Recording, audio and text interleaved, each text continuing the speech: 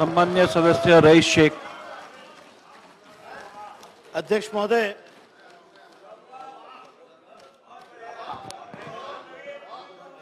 महोदय, इस confidence motion और अभिनंदन प्रस्ताव पे बोलने के लिए मैं खड़ा हुआ हूं और समाजवादी पार्टी का मैं पक्ष यहां पर रखने वाला हूं। हमारी पार्टी ने आज कॉन्फिडेंस मोशन में एब्स्टेन करने का निर्णय किया, लेकिन अब जब सम्माननीय मुख्यमंत्री जी इतनी मेजॉरिटी से यहां पर जीत कर आए तो अपनी पार्टी की तरफ से मैं उनको मुबारकबाद देता हूं। सम्माननीय मुख्यमंत्री जी सातारा से हैं, एक ऐसे गांव से है जो मेरे गांव के बिल्कुल बाजू में है, और मैं सम्माननीय मुख्यमंत्री जी से कहूंगा कि सुबह से मुझे ये फोन आ रहे हैं कि हमारे मुख्यमंत्री सातारा कब आएंगे, गांव कब आएंगे। और महाबलेश्वर से सभी लोग ये कह रहे हैं कि मुख्यमंत्री गांव में आए।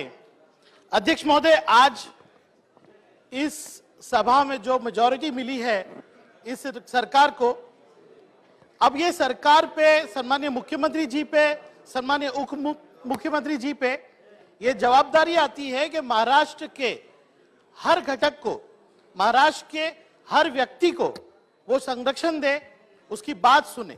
मैं गौर से सुन रहा था, मुख्यमंत्री जी जब उन्होंने अपना पहला इंटरव्यू दिया, उन्होंने कहा कि महाराष्ट्र के हर व्यक्ति को मैं संरक्षण और न्याय दूंगा। लेकिन मैं ये कहना चाहूंगा कि जिस तरह से देश का वातावरण है और जहां जहां पे भारतीय जनता पार्टी की सरकार आई है, वहां पे अल्पसंख्यकों के मन में बहुत इनसिक्योरिटी हो गई है।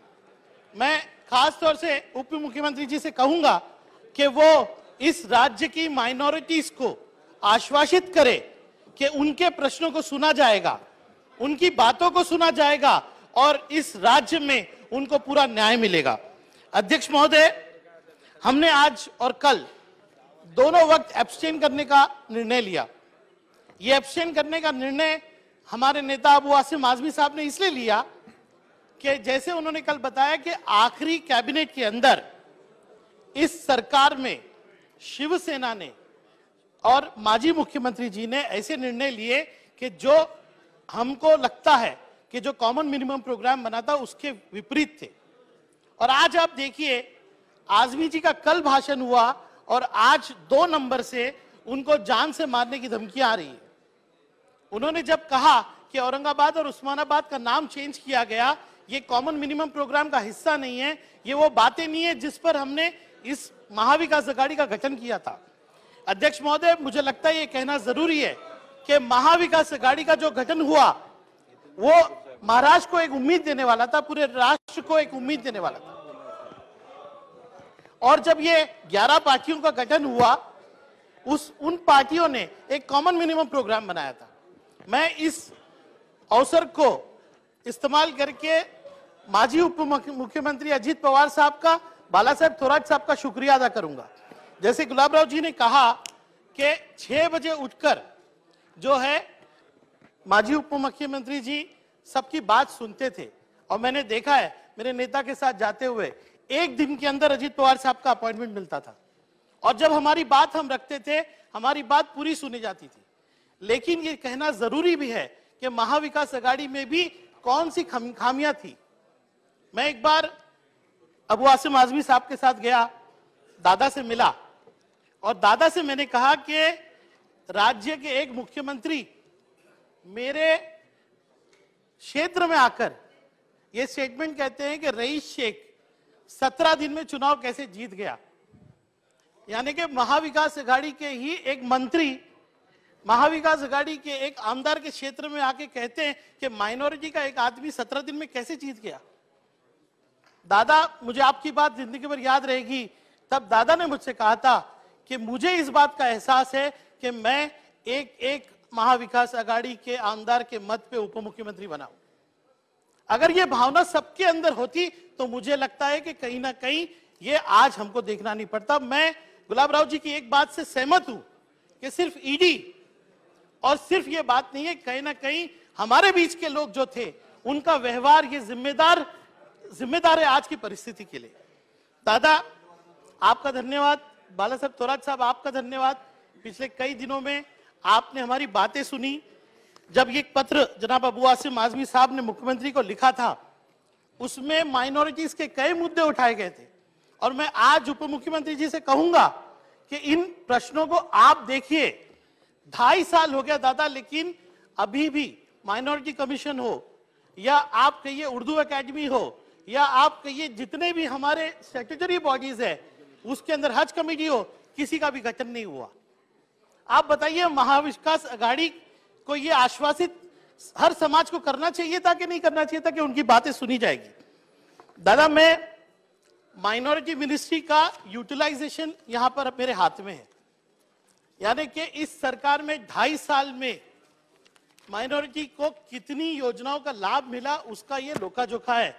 सम्मानीय पृथ्वीराज जी भी यहां पर है, मैं ये आपको देने वाला हूं, और मैं स्कीम वाइज आपको यूटिलाइजेशन बताऊंगा। एक ही स्कीम का यूटिलाइजेशन हुआ ना, हायर एजुकेशन के लिए कोई फंड दिए गए, यानी यूटिलाइजेशन ही नहीं हुआ। फंड तो दादा ने दिया, लेकिन आप देखिए 10%, 20% ये यूटिलाइजेशन है। यानी कि आप जो हमारे बच्चों को स्कॉलरशिप मिलनी चाहिए थी, यूटिलाइजेशन 15%। जो हमारे संस्थाओं को निधि मिलनी चाहिए थी, निधि है लेकिन यूटिलाइजेशन नहीं। यूटिलाइजेशन कहां हुआ? यूटिलाइजेशन हुआ जो सिविल वर्क के लिए फंड मिला जो है, उसका यूटिलाइजेशन हुआ। यानी कि आप सिर्फ सिविल वर्क के फंड को यूटिलाइज कर रहे। 150 करोड़ रुपए का वितरण हुआ, और ये वितरण कैसे होता है? माइनॉरिटी समाज के एक आमदार के लिखे हुए कई पत्रों के ऊपर उसको 1 करोड़ की निधि मिलती है, लेकिन भिवंडी के अंदर कांग्रेस के 18 बंडखोर नगर सेवक, उनके कहने पे 5 करोड़ रुपया मिलता है, और वो 5 करोड़ का यूटिलाइजेशन किधर? जीआर कहता है कि माइनॉरिटी इलाकों में होना चाहिए, जहां पे भिवंडी शहर के अंदर कब्रिस्तान के लिए फंड नहीं, दूसरी चीजों के लिए फंड नहीं। आप फंड देते हैं किसके लिए? गार्डन के लिए। ऐसी एरियाओं में फंड देते हैं कि जहां माइनॉरिटी नहीं है। इसलिए मैं ये बातें कहना चाह रहा हूं कि जब महाविकास अघाड़ी की सरकार एक बार फिर आएगी तो इन मुद्दों पे हम ध्यान देंगे। 2.5 साल से नहीं आएगी, जरूर आएगी, जरूर आएगी। आज जो यहां पर बाला साहेब थोराट जी ने कहा है कि आप समाज में घूम के देखिए कि कितनी नाराजगी है, ये मैं आपसे कहना चाहूंगा। और मैंने 2.5 साल से थोराट साहब उर्दू घर के लिए कहा, क्या मेरी सरकार जीआर होने के बावजूद, फंड होने के बावजूद भिवंडी शहर को एक उर्दू घर नहीं दे सकती?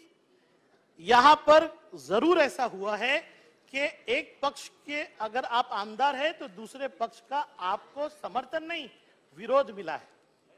गुलाब राव जी, जब आप कह रहे हो ना, मुझे अफसोस कह के सहमति दर्शाना पड़ेगा। मेरे क्षेत्र के अंदर सम्माननीय मुख्यमंत्री जी भी जानते हैं, मैं कई बार उनके पास शिकायत लेके गया। मैं आमदार हूं, मैं फंड मांग रहा हूं, लेकिन सम्माननीय माजी मुख्यमंत्री जी ने क्या किया? मेरे विरोध में जो चुनाव लड़ रहे थे, उन साहब के पत्र पे 10 करोड़ का फंड दिया। मैं शिंदे साहब के पास गया, मैंने हाथ जोड़ा, ये क्या है शिंदे साहब? उन्होंने मुझसे हाथ जोड़ के कहा कि सम्माननीय मुख्यमंत्री जी का आदेश है। तो आप कर क्या रहे थे? उसके बाद कई बातें हैं जो मैं करना चाहता हूं। आप जो देखेंगे कि आने वाले दिनों में, आज माइनॉरिटीज को रिजर्वेशन नहीं मिला, लेकिन जिस तरह से मैं सम्माननीय उप मुख्यमंत्री का ध्यान आकर्षित करूंगा। देवेंद्र जी, ये पत्र मैंने सम्माननीय मुख्यमंत्री जी को लिखा था। इस पत्र में मैंने महाराष्ट्र के अंदर अलग अलग समाजों को आगे बढ़ाने के लिए क्या क्या योजनाएं हैं, आपने बार्टी बनाया, मैं उसका विश्लेषण नहीं करना चाहता, लेकिन आप देखिए कि वो कितना अच्छा काम कर रहा है। आपने सारथी बनाया, महाजोत बनाई। मैंने एक विस्तारित प्रस्ताव फैक्ट्स एंड फिगर्स के साथ, सच्चर कमेटी से लेकर महमूदुर रहमान कमेटी तक जितनी रिपोर्टें थी, वो फैक्ट्स के साथ मुख्यमंत्री को दिया। हाथ जोड़ के उनके ओएसडी से कहा कि कम से कम एक रिपोर्ट मंगा लीजिए। आज तक ये नहीं हुआ। लेकिन आप इतिहास बदलिए।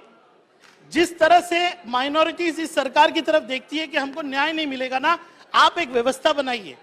और मैं मुख्यमंत्री जी से भी कहूंगा कि आप कभी भिवंडी में, मदनपुरे में, साहब की कंस्टिट्यूंसी में, गोवंडी में आके देखिए कि बच्चे किस तरह से फीस के लिए, स्कॉलरशिप के लिए तरसते हैं। आज ये व्यवस्था नहीं होने की वजह से इस पूरे राज्य का 20% माइनॉरिटी पीछे है और महाराष्ट्र का विकास तब तक नहीं हो सकता जब तक सबसे कमजोर जो शहरी है उसका विकास नहीं होता। आप अपनी बात को पूरा कीजिए। हम महाविकास आघाड़ी में ये काम नहीं कर पाए, इसका मैं एक्सेप्टेंस देता हूं, क्योंकि 2.5 साल मैं अगर लेके आऊं तो बैग के बैग जमा हो जाएंगे। इतने पत्र मैंने मुख्यमंत्री जी को लिखा है, इस पर विचार नहीं हुआ क्योंकि उनको लगता था कि अगर माइनॉरिटीज पे मैं कोई बात करूंगा तो मेरी वोट बैंक चले जाएगी। आज तो आमदार भी नहीं है, पता नहीं कल वोट बैंक का क्या होगा। लेकिन मैं उम्मीद रखता हूं कि इन बातों का ध्यान सरकार रखेगी और आगे चल के जो है एक बदलाव आएगा। मैं फिर एक बार माजी उप मुख्यमंत्री जी और थोराट साहब का और पूरी टीम का जिन्होंने हमारा साथ दिया, उनका शुक्रिया अदा करता हूं और ये उम्मीद रखता हूं कि हमारी आने वाली सरकार किसी भी भेदभाव के बगैर काम करके महाराष्ट्र के विकास के लिए काम करेगी। धन्यवाद।